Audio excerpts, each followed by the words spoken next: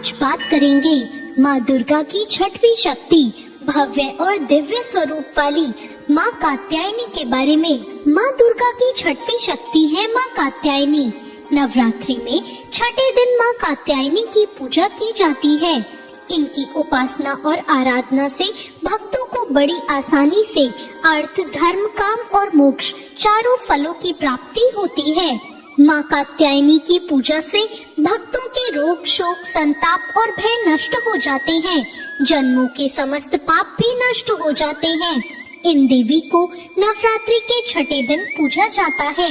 कात्य गोत्र में विश्व प्रसिद्ध महर्षि कात्यायन ने भगवती पारंबा की उपासना की थी और उनकी कठिन तपस्या की थी। महर्षि कात्यायन की इच्छा थी कि उन्हें पुत्री प्राप्त हो। माँ भगवती ने उनकी ये इच्छा पूरी करने के लिए उनके घर पुत्री के रूप में जन्म लिया।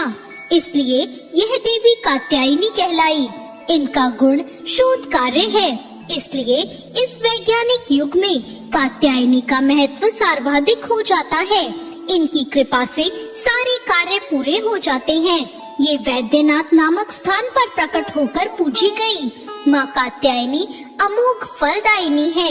भगवान कृष्ण को पति के रूप में पाने के लिए ब्रज की गोपियों ने इन्हीं की पूजा की थी। यह पूजा कालिंदी यमुना तट पर की गई थी, इसलिए ये ब्रज मंडल में अधिष्ठात्री देवी के रूप में प्रतिष्ठित हैं। इनका स्वरूप अत्यंत भव्य और दिव्य है। ये स्वर्ण के समान चमकीली हैं। इनकी 4 भुजाएं हैं। दाईं तरफ ऊपर वाला हाथ अभय मुद्रा में है और नीचे वाला हाथ वर मुद्रा में। माँ के बाईं तरफ ऊपर वाले हाथ में तलवार है और नीचे वाले हाथ में कमल का फूल सुशोभित है। इनका वाहन भी सिंह है। इनकी उपासना और आराधना से भक्तों को बड़ी आसानी से अर्थ, धर्म, काम, मोक्ष चारों फलों की प्राप्ति होती है। भक्तों के रोग, शोक, संताप और भय नष्ट हो जाते हैं। इसलिए कहा जाता है कि इन देवी की उपासना करने से परम पद की प्राप्ति होती है। या देवी सर्वभूतेषु माँ कात्यायनी रूपेण संस्थिता। नमस्तस्यै नमस्तस्यै नमस्तस्यै नमो नमः। नवरात्रि के छठे दिन प्रातःकाल स्नान आदि से निवृत्त होकर माँ को गंगा जल से आचमन करें। फिर देवी कात्यायनी का ध्यान करते हुए उनके समक्ष धूप दीप प्रज्वलित करें। रोली से माँ को तिलक करें। अक्षत अर्पित करके पूजन करें।